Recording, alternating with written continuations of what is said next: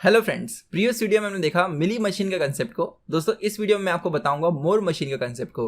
तो याद है आपको, हमने प्रीवियस वीडियो में वंस कॉम्प्लीमेंट के लिए मिली मशीन डिजाइन किया था। तो उसे एक बार फिर से यहाँ पर डिजाइन करके आपको बताता हूँ कि हमने देखा था कि अगर मेरे पास कोई भी बाइनरी स्ट्रिंग है तो उसे अगर मुझे वंस कॉम्प्लीमेंट में कन्वर्ट करना है तो इस तरह का हम मिली मशीन डिजाइन कर रहे थे कि हम स्टार्ट स्टेट एस नॉट पे हैं। जो अगर मुझे 1 मिला तो हम आउटपुट प्रोड्यूस करेंगे 0, और जो अगर मुझे 0 मिला तो हम आउटपुट प्रोड्यूस करेंगे 1। ठीक है, एकदम सिंपल सी मशीन थी।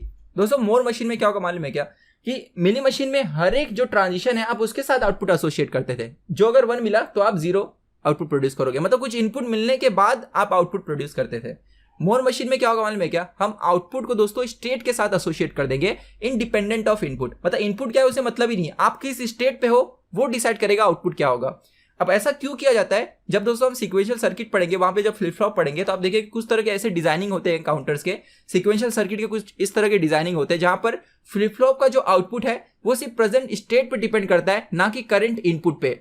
तो जब मैं आपको डिजिटल लॉजिक पढ़ाऊंगा तो वहां पर हम उस तरह के काउंटर देखेंगे, उस तरह के सीक्वेंशियल सर्किट के कॉम्बिनेशंस देखेंगे जहां पर output of sequential circuit depends only on present state, not on input. Okay, तो अब ये कैसे किया जाता है मोर मशीन के थ्रू, कैसे रिप्रेजेंट किया जाता है, इसे मैं एक एग्जांपल देकर समझाता हूं और फिर बताता हूं कि वंस कॉम्प्लीमेंट के लिए मोर मशीन कैसे डिजाइन किया जाता है। तो एक छोटा सा एग्जांपल देखते हैं मोर मशीन का। जैसे दोस्तों हमारे पास सपोज 2 स्टेट है ये, और यहां पर इस स्टेट को मैं कह देता हूं S0, इसे मैं कह देता हूं S1। इनपुट अल्फाबेट्स A और B है। ठीक है, तो अब हम क्या करेंगे मालूम है कि जो आउटपुट है ना उसे स्टेट के साथ एसोसिएट करेंगे। जैसे अगर मैं S0 के साथ 0 एसोसिएट कर देता हूं और इसके साथ 1 एसोसिएट कर देता हूं, कितने भी B मिले हम यहीं पे रहेंगे, और जो अगर मुझे A मिलता है तो मैं यहां चला जाऊंगा, और फिर उसके बाद कितने भी A B मिले हम यहीं पे रहते हैं। ठीक है, एक रैंडम मैंने ऐसी मशीन बनाई हुई है। तो दोस्तों ये मशीन और मिली मशीन में क्या डिफरेंस है, मिली मशीन में हर एक ट्रांजिशन के साथ आउटपुट होता था, यहाँ पर आउटपुट दोस्तों मैंने स्टेट के साथ एसोसिएट किया है। तो यहाँ पर क्या होने वाला मालूम है क्या, आपको पता है कि जो स्टार्ट स्टेट होता है वहां पर हम इनिशियली प्रेजेंट रहते हैं बिना किसी इनपुट सिंबल। अगर मैं इनपुट सिंबल मिला भी नहीं है तो भी हम स्टार्ट स्टेट पे पहले रहते हैं, राइट। तो यहाँ पर क्या होगा, सपोज मैं इनपुट देता हूं A, ओके। सो इनिशियली दोस्तों हम स्टार्ट स्टेट पे रहेंगे, तो बिना किसी इनपुट को देखे हम आउटपुट प्रोड्यूस कर देंगे 0। ये यहां पर आपको ध्यान देना है कि जो मिली मशीन मोर मशीन होता है दोस्तों, उसके अंदर हर एक स्टेट के साथ आउटपुट एसोसिएटेड होता है। तो अगर हमारा जो स्टार्ट स्टेट है उसके साथ कोई नॉन एप्सिलॉन आउटपुट, यहां पर नॉन एम्प्टी आउटपुट एसोसिएटेड है, तो दोस्तों वो आउटपुट प्रोड्यूस हो जाएगा बिना किसी इनपुट को देखे।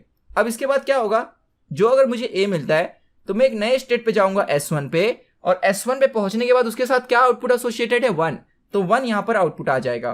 फिर दोस्तों जब मैं दूसरा A रीड करूंगा तो यहां पर दिया गया है चाहे A रहे चाहे B रहे, हम इसी स्टेट पे रहेंगे, इसलिए आगे की जो A B B है इनके लिए आउटपुट प्रोड्यूस होगा 1 1 एंड 1। तो टोटल दोस्तों आउटपुट कितने लेंथ का प्रोड्यूस हुआ, 5 लेंथ का। आपकी स्ट्रिंग कितने लेंथ की थी, 4 लेंथ की। तो आपको ध्यान देना यहाँ पर कि अगर आपकी स्ट्रिंग n लेंथ की है दोस्तों, तो मोर मशीन में n+1 लेंथ की आउटपुट प्रोड्यूस होती है अगर जो यहां पर स्टार्ट स्टेट है उसके साथ कोई नॉन एम्प्टी आउटपुट एसोसिएटेड हुआ। अगर समझो यहां पर एप्सिलॉन होता था तब कुछ भी प्रोड्यूस नहीं होता था, समझे। एप्सिलॉन होता था तब कुछ यहां पर आपको आउटपुट नहीं दिखता था। अब यही दोस्तों कंसेप्ट अप्लाई करके हम वंस कॉम्प्लीमेंट के लिए कैसे मोर मशीन डिजाइन कर सकते हैं, इसे देखिएगा। तो यहां पर मैं सबसे पहले स्टार्ट स्टेट पे रहूंगा, और जैसा कि मैंने आपको कंसेप्ट बताया कि हमें हर एक जो स्टेट रहता है उसके साथ आउटपुट एसोसिएट करना होता है। क्योंकि दोस्तों अभी तक मेरे को कोई इनपुट मिला नहीं है, तो क्या मुझे कोई आउटपुट प्रोड्यूस करना चाहिए, नहीं करना चाहिए। इसलिए अगर जो मैं स्टार्ट स्टेट में हूं तो मैं अभी आउटपुट प्रोड्यूस करूंगा एप्सिलॉन। जो अगर मुझे मिलता है 0 तो मैं एक नए स्टेट पे जाऊंगा जिसे मैं कहता हूं S1, और S1 पे जाने के बाद दोस्तों हम आउटपुट प्रोड्यूस करेंगे 1। ठीक है, तो ये स्टेट के साथ आउटपुट है एसोसिएटेड 1। जो अगर मुझे जितने भी 0 आ जाए मैं यहीं पे रहूंगा और मैं आउटपुट 1 प्रोड्यूस करूंगा, क्योंकि मुझे वंस कॉम्प्लीमेंट फाइंड करना है। वैसे दोस्तों जो अगर मुझे 1 मिल गया तो मैं एक नए स्टेट पे जाऊंगा जिसे मैं कहता हूं S2, और वहां पे मैं आउटपुट प्रोड्यूस करूंगा 0। मुझे कितने भी 1 मिलने दो, मुझे उसका वंस कॉम्प्लीमेंट फाइंड करना है, तो मैं यहीं पे रहूंगा और आउटपुट 0 प्रोड्यूस होगा। डिफरेंस क्या आ रहा है कि यहां पर हर एक स्टेट के साथ आउटपुट एसोसिएटेड है। जो अगर दोस्तों मैं S1 पे हूं और मुझे 1 मिलता है तो मुझे क्या प्रोड्यूस करना चाहिए, 0 प्रोड्यूस करना चाहिए, तो मैं यहां पर चले जाऊंगा। और जो मैं S2 पे हूं मुझे 0 मिलता है तो मैं यहां चला जाऊंगा। तो आप क्लियरली देख सकते हैं कि मिली मशीन में हमने बस एक स्टेट के थ्रू इसे ड्रॉ कर लिया था, यहां पर 3 स्टेट की जरूरत पड़ रही है, यानी जो मोर मशीन है वो मोर नंबर ऑफ स्टेट्स लेती है, राइट। तो इस तरह आप याद कर सकते हैं यार मोर मशीन है इसका प्रोनाउंसिएशन दोस्तों ऐसी है मोर, ठीक है। तो जो मोर मशीन है वो मोर नंबर ऑफ स्टेट्स लेगी as compare to Mealy machine. तो यहाँ पर 3 number of states, total 3 states लगे और मिली मशीन में सिर्फ एक स्टेट में आपने कॉम्प्लीमेंट्स फाइंड कर लिया था। अब ये काम कैसे करेगा इसे समझ लेते हैं। मान लीजिए हमारे पास स्ट्रिंग है 1 0 1, ठीक है। तो इनिशियली हम स्टार्ट स्टेट पर रहेंगे, आउटपुट क्या प्रोड्यूस होगा, एप्सिलॉन, मतलब कुछ भी नहीं। जो अगर मुझे 0 मिलता है तो मैं पहले मुझे यहाँ पर 1 मिला, राइट। तो जो मुझे 1 मिलता है तो मैं S2 पे चला जाऊंगा और आउटपुट प्रोड्यूस करूंगा 0, ठीक है। तो सबसे पहले आउटपुट प्रोड्यूस हो जाएगा 1 के लिए 0।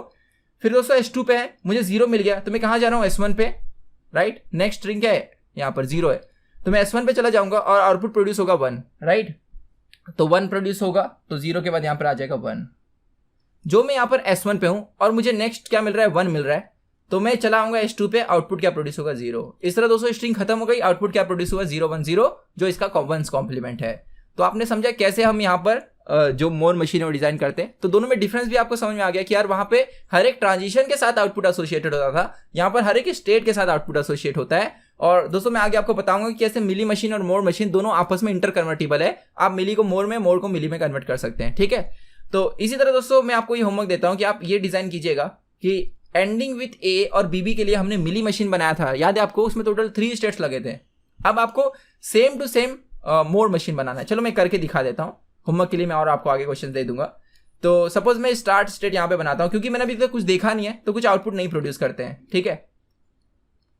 तो अब इसके बाद दोस्तों सपोज मुझे, या अगर मैंने आउटपुट 0 प्रोड्यूस भी कर दिया ना तो भी कोई फर्क नहीं पड़ता है, क्योंकि मैंने आपको जैसा बताया हुआ है कि अगर एंडिंग विथ ए या बीबी है तो मैं 1 प्रोड्यूस करूंगा, ठीक है। तो अगर 0 मिल रहा है तो मुझे उससे कोई लेना देना नहीं है। देखो वंस कॉम्प्लीमेंट में दोस्तों जितने इनपुट है बिट्स हैं उतने आउटपुट बिट्स होने चाहिए, इसलिए हमने स्टार्ट स्टेट में एप्सिलॉन प्रोड्यूस किया, क्योंकि कुछ देखा नहीं है तो कुछ आउटपुट नहीं देना है। यहाँ पर हमें बताना है कि यार एंडिंग विथ ए है या बीबी है। तो लास्ट में हमें बस देखना है कि स्ट्रिंग पूरी स्कैन हो जाने के बाद जो भी आउटपुट प्रोड्यूस हुआ है उसका एंड में 1 है कि नहीं। याद है आपको मिली में भी हमने यही किया था।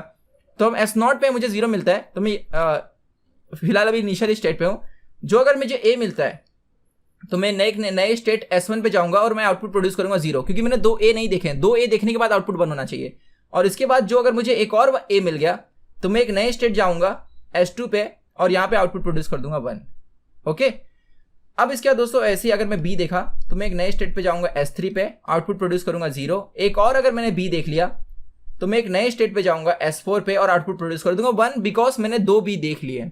जो अगर मैं S2 पे हूं और मुझे एक बी मिल जाता है तो ये अज्यूम करके एक और बी मिलने पर एंडिंग विद बी भी हो जाएगा, मैं यहां से तुरंत यहां चले आ जाऊंगा अगर मुझे एक बी मिल जाता है। जो अगर मैं S4 पे हूं दोस्तों और मुझे एक ए मिल जाता है तो मैं यहां से यहां चले आऊंगा, ठीक है। और जो अगर मैं S2 पे हूं, मुझे कितने भी ए आने दो मैं यहीं पे रहूंगा, और S4 पे है कितने भी बी आने दो हम यहीं पे रहेंगे, क्योंकि वो एंडिंग विद बी भी रहेगा। और यहाँ पे दोस्तों अगर मैं S3 पे है और अगर मुझे सपोज ए मिलता है तो कहां जाना चाहिए, यहां पर जाना चाहिए, राइट। और अगर मैं S1 पे हूं और मुझे बी मिलता है तो हम यहां पर आ जाएंगे। तो इस तरह दोस्तों टोटल 5 स्टेट्स लगे और सेम डीएफए में भी 5 लग रहे थे। लेकिन आपने देखा कि अगर मैंने इसके लिए मिनी मशीन ड्रॉ की थी तो उसके अंदर सिर्फ 3 स्टेट लग रहे थे। तो यहां पर भी क्लियरली आप देख रहे हैं यार मोर मशीन में ज्यादा स्टेट्स लग रहे हैं। अब ये काम कैसे करेगा इसे एक एग्जांपल के जरिए देख लेते हैं। सपोज स्ट्रिंग है A B A A, okay.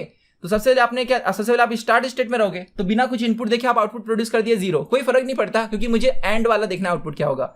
फिर दोस्तों मुझे ए मिलता है तो ए मिलने पर मैं कहां जा रहा हूं, S1 पे जा रहा हूं और आउटपुट क्या प्रोड्यूस हुआ 0, ठीक है। फिर मुझे बी मिलता है, बी मिलने पर मैं S1 से कहां आ रहा हूं, S3 पे आ रहा हूं, आउटपुट क्या प्रोड्यूस होगा 0। फिर दोस्तों मुझे ए मिलता है, ए मिलने पर मैं S3 से फिर से S1 पे आ जाऊंगा, आउटपुट क्या प्रोड्यूस हुआ 0। फिर मैंने ए देख लिया तो दोस्तों ए मिलने पर मैं S1 से कहां जाऊंगा, S2 पे जाऊंगा, आउटपुट क्या प्रोड्यूस हुआ 1। इस तरह लास्ट का आउटपुट क्या प्रोड्यूस हुआ 1, हेंस स्ट्रिंग इज एक्सेप्टेड। समझ गए।